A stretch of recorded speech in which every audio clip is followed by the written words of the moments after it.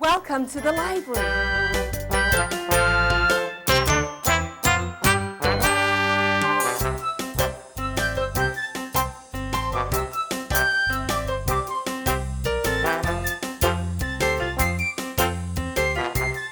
Let's go see a show.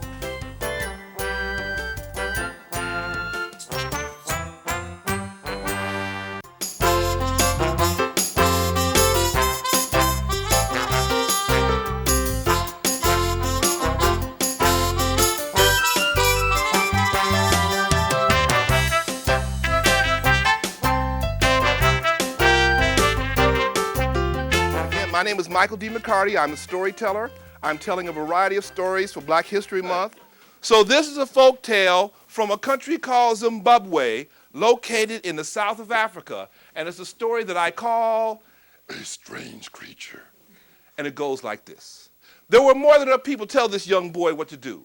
There was his mother, his father, his older brother, his grandfather, and then there was his aunt. And his aunt just seemed to live to tell him what to do.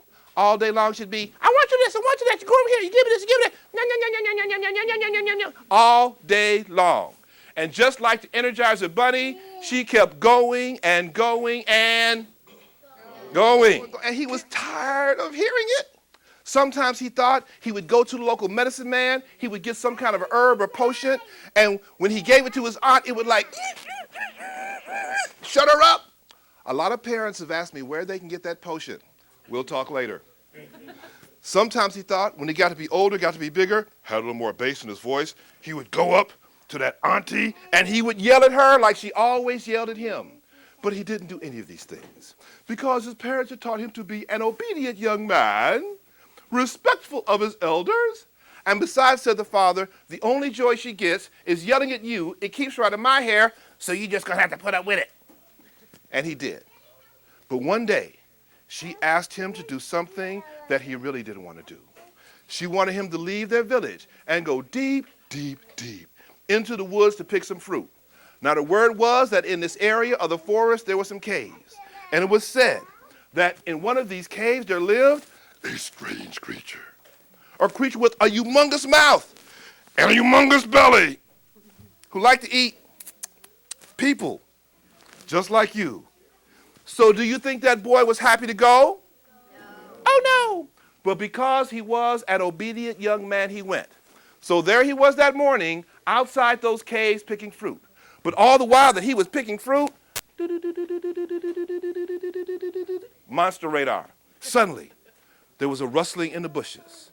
And then there it came out of nowhere. The strange creature with the big mouth, the big belly, and bad breath. I'm talking major league bad breath. This creature's breath was so bad that every time he went, roar, trees caught on fire. What do you think that boy did? Ran. You think he ran fast? Oh, yeah. He ran so fast, he left the fastest person in the world in the dust. But even though he was running as fast as he ever run in his life, even though that creature was real big and bulky, the creature was getting closer. What to do? Well, the boy had bought his drum so he could signal if he found himself in some kind of danger. Don't you think he was in some kind of danger? Yeah. Oh, yes. So he climbed a tree and started to play his drum. Wait a minute, I'm sorry, but in your schools, do they teach you the drum language? Oh, okay, I'll translate for you. Don't worry, I'll translate for you. That means, help! There's a strange creature after me!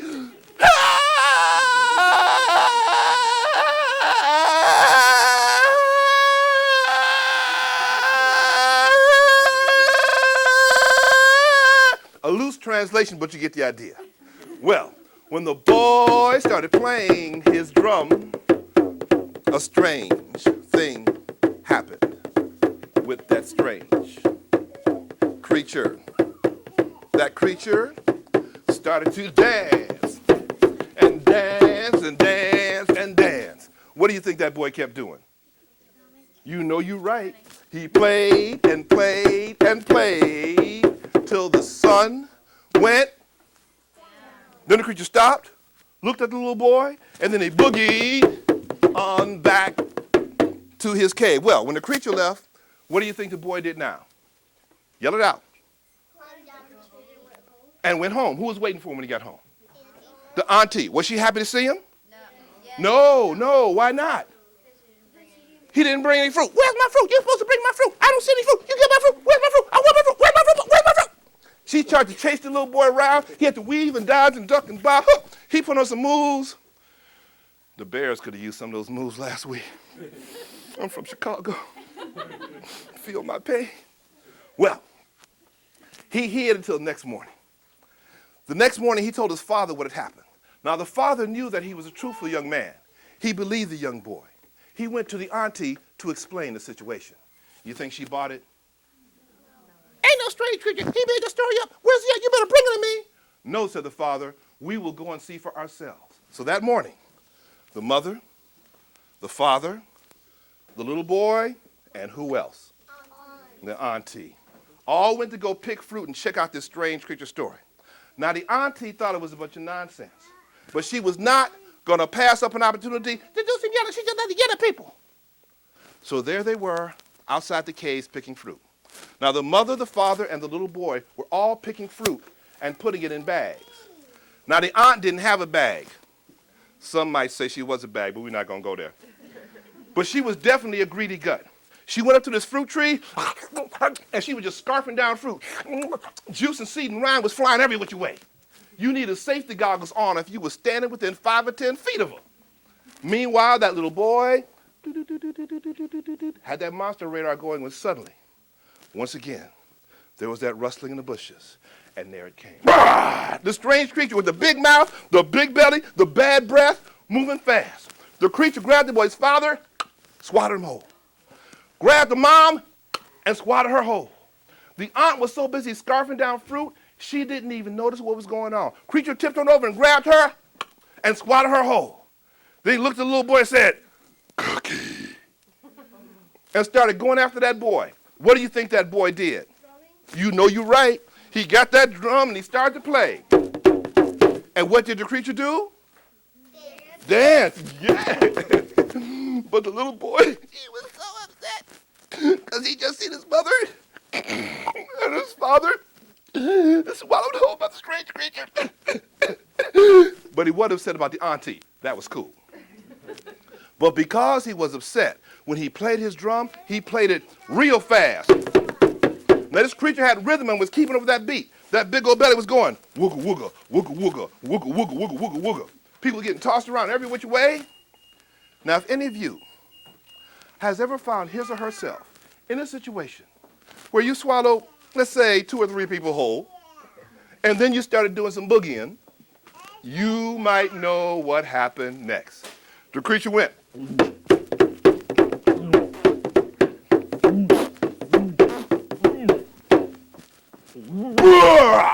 And he threw up the father, who was still alive and sucking air, just a little bit slimy. And the boy said, "Yes!" And he got back on that drum and he played, and the creature, up came the father. All right!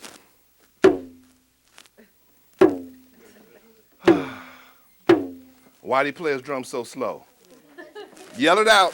He didn't want the auntie to come back out. That's right. He liked the aunt right where she was in the belly of that strange creature.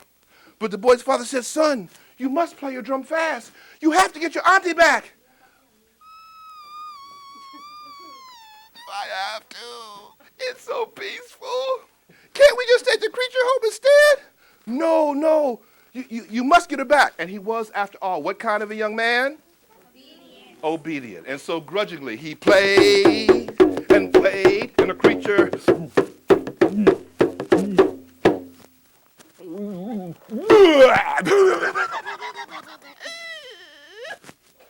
the aunt tasted bad going down. She tasted even worse coming back up. Well, the boy kept playing his drum till the sun went. And then what did the creature do?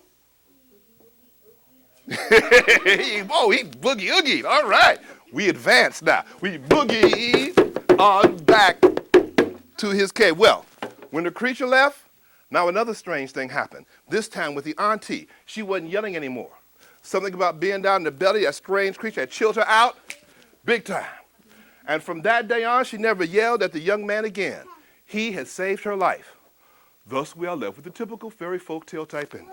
They all lived, and that's the end of that. Anansi and the moss-covered rock. Now one day, it was a really hot day. I'm talking hot day in the west of Africa. It was so hot, it was 120 degrees in the shade. Is that hot?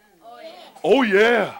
It was so hot, Anansi sitting out on his porch. He's got fans at each of his legs and he's fanning himself, trying to cool off, but nothing is working. So he decided to take a walk through the woods and hopefully find a nice cool breeze someplace in the midst of the woods. So he's walking through the woods. He comes across something on the ground that he's never seen before. He says, "Ooh, that's a strange-looking moss-covered rock." And as soon as the last word came out of his mouth, that rock jumped up, bam, hit him on the side of his head and knocked him out. Well, when Anansi came to, he had a big old knot on the right side of his head and a headache. And he said, "What happened? I was just standing here and I was looking at that strange-looking moss-covered rock, and the rock jumped up, bam, hit him on the other side of the head and knocked him out again."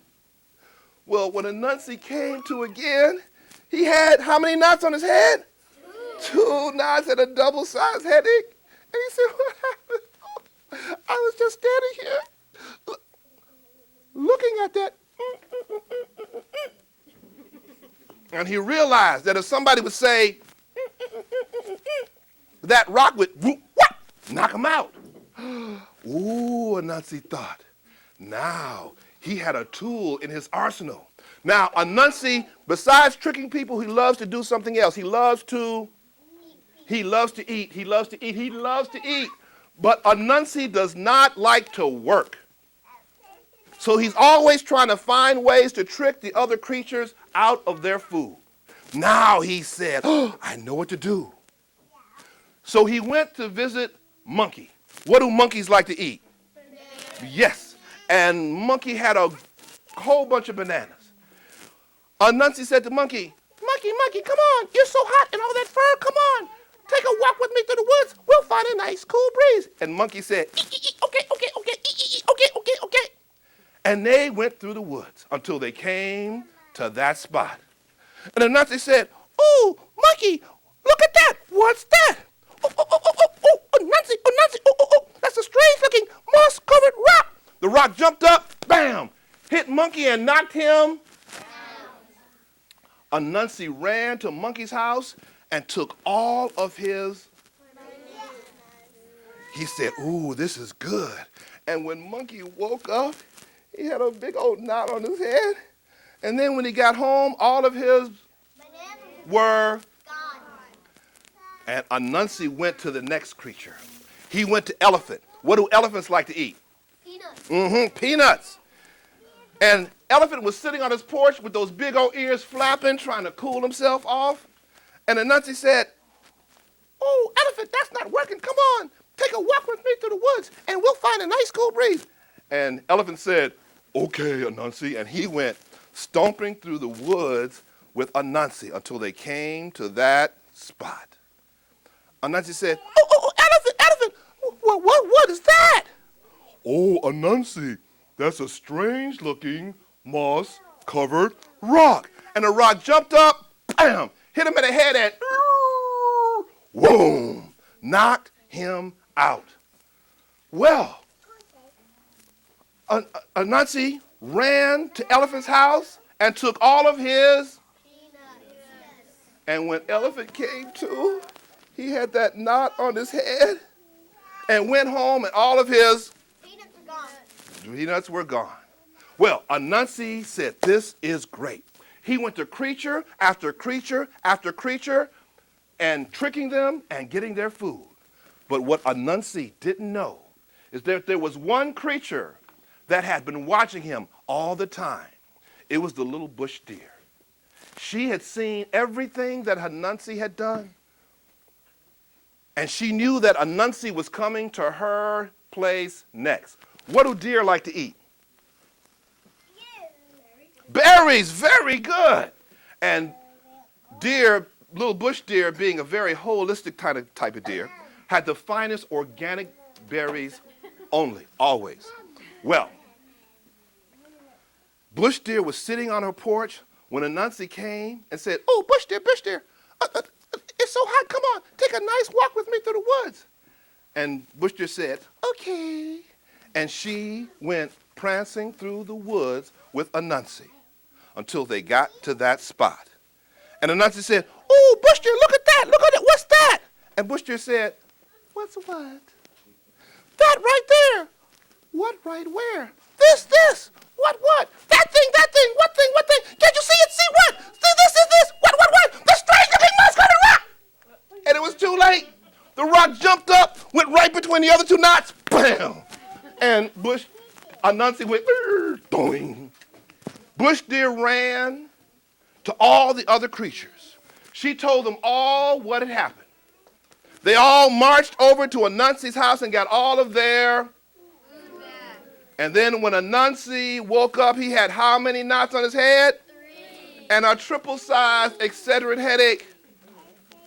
And when he went home, all the food that he had stolen was gone. And that's the story of Anansi and the moss-covered rock. Because this story is about a man who starts off, the heart of the story starts off when he's 8 years old. This story I call Flight Time.